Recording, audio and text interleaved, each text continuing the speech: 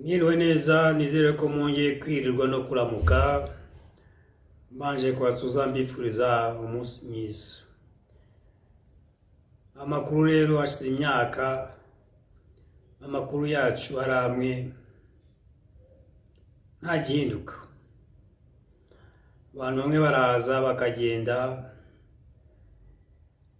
abandi bakagenda, abandi bakagaruka, ariko mu karere k'iwacu ibibazo byakomeje kuba bimwe. Nubwo havugwamo amajyambere, ariko nta majyambere agerwaho, nta mahoro, nta majyambere agerwaho abantu batasaranganyije byaba ubutegetsi cyangwa n'ibindi, abantu batisanga. Mu karere k'iwacu hakomeje kuvugamo imirwano ivugwamo n'abanyarwanda, uretse ko abategetsi b'u Rwanda bo bavuga ko ibibazo atari bo biturukaho, ahubwo ari abanyarwanda b'abanyekongo, ariko umuntu yabyita simbizi. Ntabwo waba umunyarwanda ngo kandi ube umunyekongo, ntabwo bishoboka. Niba umunyarwanda uri umunyarwanda, niba umunyekongo uri umunyekongo. Niba ufite ubwenegihugu bubiri, birazwi ko iyo ufite ubwenegihugu bubiri cyangwa butatu udashobora gutora mu matora ahantu habiri cyangwa hatatu hatandukanye. Ubwo nuvuga ko uba warahisemo aho ushobora kubarizwa cyangwa kubarura. Ibyo nabyo byoroshye, kubera ko kubarura aho umuntu abarurirwa ubundi niho habaye nk'aho ari iwe, uretse ko umuntu akenshi abarurirwa aho atuye. Ushobora kuba utuye ahantu ari ubarurirwa, waba wamaze n'imyaka ariko udashobora gutora kubera ko nta bwenegihugu bwaho ufite. Ariko iyo bigiye mu gihugu cya Kongo n'u Rwanda biba akavuyo, usanga hari umuntu wiyita umunyekongo akongera akiyita umunyarwanda, kandi yajya mu mahanga ugasanga afite impapuro z'u Rwanda arizo akoresha, kandi yajya mu biganiro mu buzima busanzwe ugasanga yita umunyekongo. Ibyo byose rero byakomeje gutera impungenge, ari nabyo abashaka intambara bitwaza. Uretse uko intambara ubwayo idaterwa intambara ubwayo ntabwo iterwa n'ubwenegihugu, intambara ubwayo iterwa n'ubukungu. Kandi muri bariya abantu bose barwana, igisekeje ni uko ubwo bukungu butabageraho. Ubwo bukungu bugerwa ku bandi, ugasanga aribo babaho neza, ugasanga aribo baba mu mazu meza, aribo bafite amamodoka meza, aribo bafite ibitaro byiza. Naho abarwana intambara usanga ubwabo nta buzima bwiza bafite, batazi n'icyo barwanira. Abantu rero bakomeje kwibaza ko iriya ntambara izarangira, ariko uko intambara izarangira ntabwo ari urujijo, abantu benshi barabizi. Intambara nyinshi zirangira ari uko abategetsi b'ibihugu umwe cyangwa babiri cyangwa batatu bose bahitanye. Kuva ku bwigenge bwa Kongo mwabonye ariko ko byagenze, ubwo bicaga ba Lumumba. Kandi nubwo batanze ubwigenge, ntabwo batanze ubwigenge kubera ko Afurika bagira ngo ibone ubwigenge, bagira ngo nk'igihugu cy'Uburusiya kitaba cyafata buriya butaka bwo muri Kongo. Niyo mpamvu batanze ubwigenge, ariko ubwigenge nabwo bucagase. Muzi ko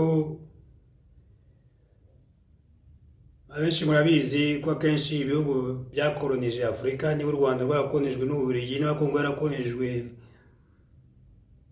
n'Ububiligi, abanyekongo bagomba kugura akenshi ibicuruzwa bivuye mu Bubiligi. Naho mu Rwanda barakolonijwe n'Ababiligi, akenshi bagura ibicuruzwa bivuye mu Bubiligi. Niba biyumva mu Bwongereza, biyumva mu Banyamerika, bagomba gukorana ubucuruzi cyane n'abanyamerika cyangwa abongereza. Aho niho mubonera ko ubwigenge dufite utaba ufite amahitamo. Iyo ushatse guhitamo baragukindura. Ko intambara ya Kongo rero ishobora kurangira nk'uko mumaze iminsi mubibona, ni uko ishobora kurangira nanone hishwe abaperezida Kabila yaba perezida Kagame, kubera ko abacanshuro niko bakora. Abacanshuro n'ubahaye kontra wasinyiye ubucuruzi murakorana, niba utabishoboye bakuvanaho. Niba Tshisekedi yiyemeje kujya mu Barusiya, aribyo bivugwa muri iyi minsi, navuga ko umukino ugeze ahantu hakomeye, kubera ko niba yiyemeje kujya mu Barusiya n'Abanyamerika, twavuga ko badakorana, ariko ubu barakorana. Abarusiya n'Abanyamerika ntabwo bigeze bahagarika gukorana kuva kera. Niba mwibuka n'ibyabaye muri Angola, aho bicaga Jonas Savimbi bakarekera uriya Dos Santos wari perezida, nuko Abanyamerika n'Abarusiya bumvikanye, babona bagoranye, barumvikana bati reka tumwikize, noneho turebe ibyo tugabana.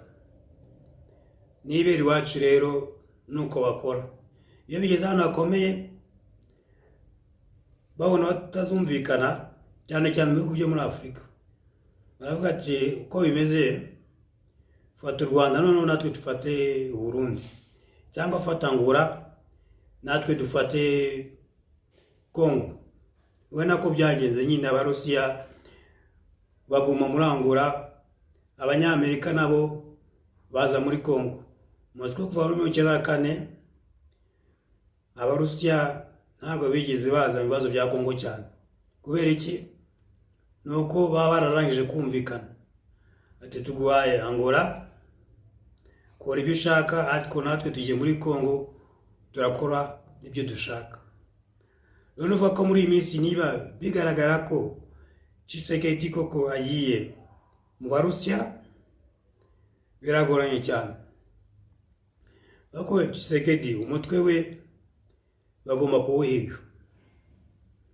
Niba Tshisekedi agize ibyo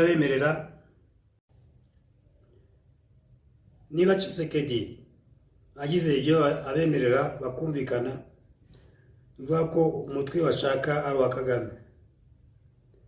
Imikino nuko imeze, nta bihanga bibiri mu isafuriya imwe. Bivuga ko haba Kagame haba Tshisekedi, bose aho ibintu bigeze aha bari gukina amagara yabo. Niyo mpamvu umuntu yakwibaza ati ese amagara y'Abanyarwanda, amagara y'Abakongo ninde uyitaho? Ni abantu bose bashaka inyungu zabo zo ku butegetsi. Uko bimeze rero nuko ibihugu by'ibihangange byasinye amakontra menshi, nayo mubona Abafaransa basinye za kontra mu Buganda, bari barasinye kontra mbere na Kabila, Total mu Birunga no kuri Lac Edouard byo kwafata petroli. Amakontra barangije kuyasinya. Bivuga ko amakontra abatetsi bariho bagombye kuyubahiriza. Kandi muri iyi minsi muzi ko abantu ba mu Burayi, murabizi ifaranga ryo mu Burayi ryataye agaciro, idolari yataye agaciro, amayero yataye agaciro, kandi ahantu henshi bakuru ubukungu ni muri Afurika. Kandi ahantu henshi barabizi, iyo ubukungu buguye hasi bagomba guhimba intambara kugira ngo barebe ukuntu ubukungu babuzamura, cyangwa ngo barebe ukuntu babona amabuye y'agaciro n'ibindi. Ikibazo cya Kongo rero ko kizarangira, dore ko kiramo n'ikibazo cy'u Rwanda n'u Burundi, ntabwo kizahita kirangira gutya. Hari amatora agiye kuba mu Rwanda, hari amatora abaye muri Kongo, ariko uko bimeze ibihugu by'ibihangange ntabwo bigomba gutakaza Kongo. Niba Kongo yahamagaje Abarusiya, ni ukuvuga ko intambara igiye gufata umurego. Kandi umuntu ashobora kwibaza niba u Rwanda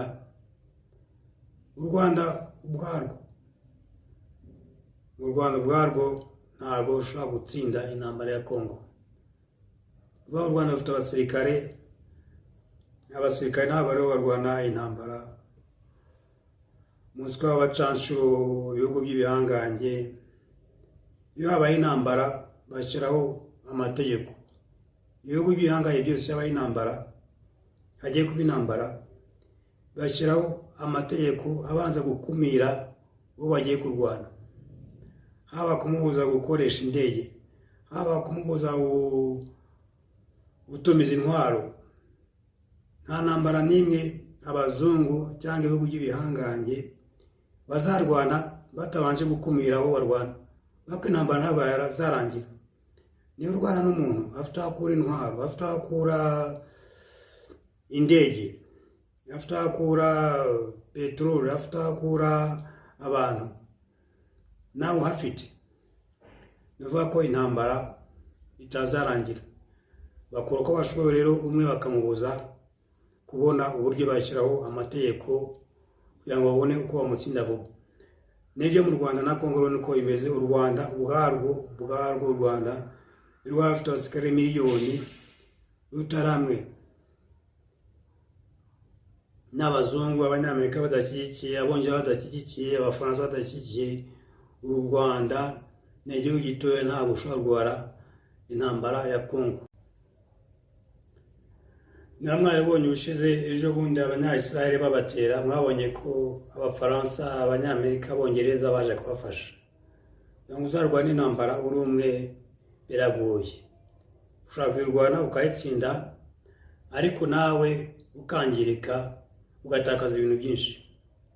Niba ko u Rwanda rwonyine ubwarwo ntabwo ushobora kurwana iriya ntambara ya Kongo. Nta mutungo ufite ihagije. U Rwanda ntirukora intwaro, ibintu byose rubitumiza mu mahanga. Kugira ngo u Rwanda ruzemere kwicara hasi biragoye. U Rwanda rushobora kuba rubishaka, ariko ibihugu by'ibihangange nabwo ntabwo bizakunda bitarashyira intoki ku mutungo wa Kongo kuri uranium.